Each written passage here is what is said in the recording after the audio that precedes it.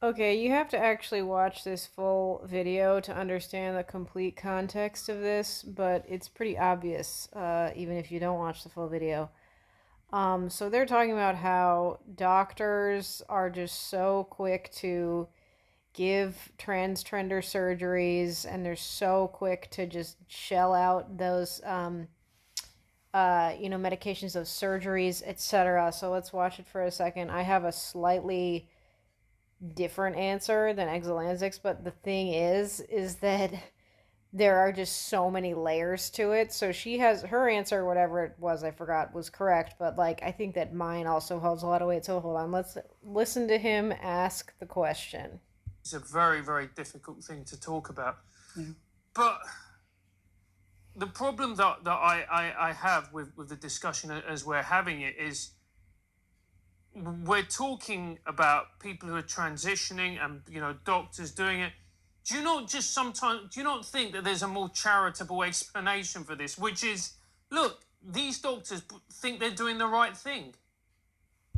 Just in the way that doctors who provided thalidomide to pregnant mothers for pain relief thought they were doing the right thing.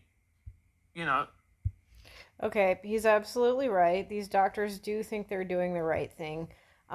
Whatever Exolanzic says, it's not the same answer as mine, like I said before. Here's the thing. I don't know if y'all know this, but there's such a thing called compassion fatigue. Okay, and doctors get it, veterinarians get it. I'm sure multiple other people whose literal actual job it is to help people also get it. Therapists, you name it. Okay, so compassion fatigue is like when you can't help people enough, or you can't help pets enough, you can't help your clients enough, what have you. Okay, and the fact of the matter is that you can't. Even if you're the best doctor in the whole world, there are some people who you're just not going to be able to help. Or even if you have, the best staff, you're at freaking John Hopkins, Sloan Kettering Hospital, whatever. Like sometimes it's not enough, and that sucks, but that's the fact of the matter. Doctors are not superheroes. They cannot help everyone, no matter what they do. And they get really torn up about that, and understandably so.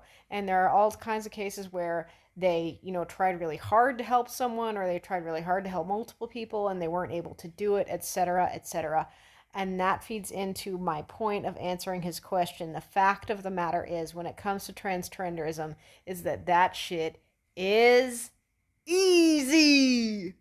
It is so fucking simple to shell out testosterone, to shell out estrogen, to shell out surgeries. It is simple AF. Do you understand me?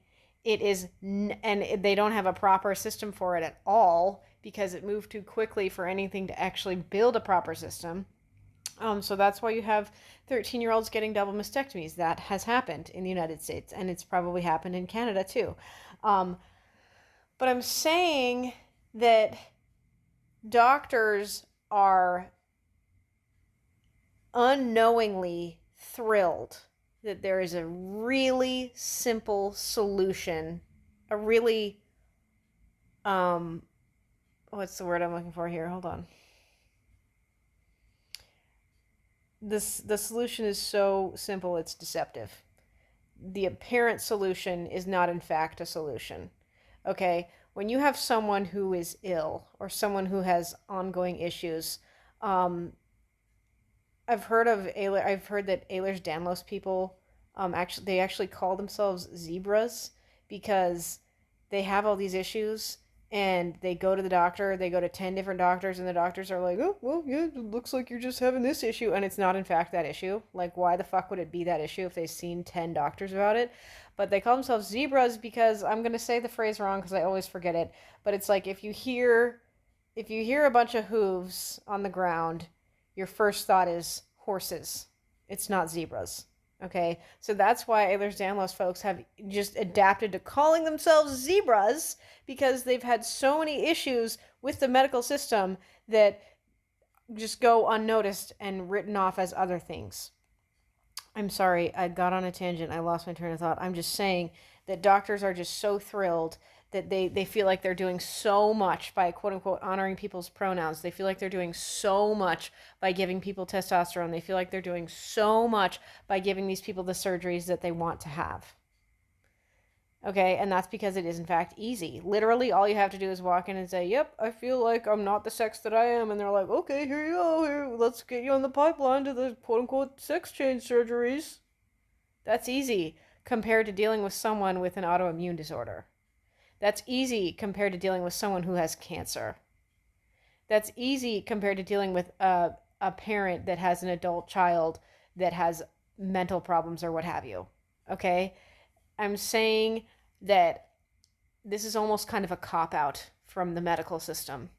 And they're copping out and being like, oh, yeah, okay, well, this, that, and the third, great. Looks like gender dysphoria. Let's get them on the pipeline, you know? And, like, people don't realize that that's what's going on. They don't realize that these doctors are looking for the really easy way out. And actually, usually always are. They're always looking for the easy way out. Because they have compassion fatigue. But I'm just saying, like, that's largely what's gone on here with the trender phenomenon, is that these doctors are not really doing their jobs. They're just doing what's expected of them, because what's expected of them in this specific scenario when it comes to people with gender dysphoria is easy. I'm not saying it's right, but the series of actions they have in the case of transgender people is easy compared to a lot of other things in medicine. And because it's easy, that's why they latched onto it so quickly. They latched onto it so quickly because it was this, like, bim bam boom, it's done solution, presented, of course, by the patients.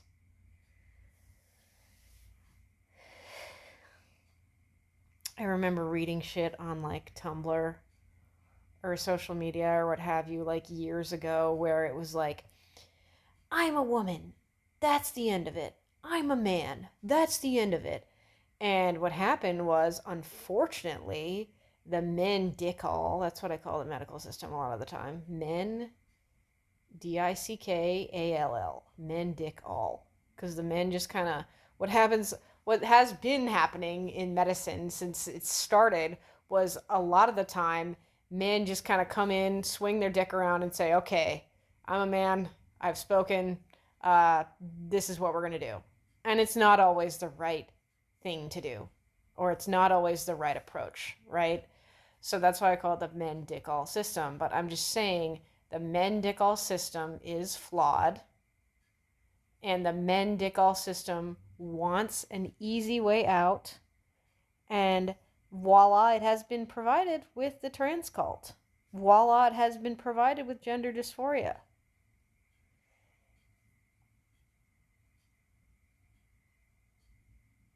Doctors think that they're being compassionate when it comes to diagnosing children or anyone with gender dysphoria. They think that they're helping people. And obviously, they want to help people.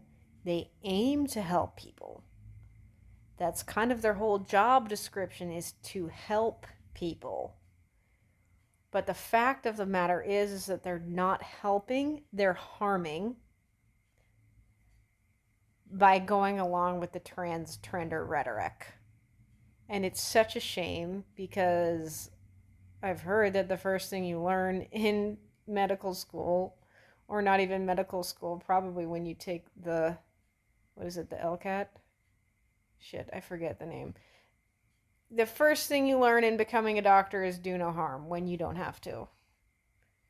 And by going along with the trans trend, they're doing, have done, and are continuing to do a lot of harm.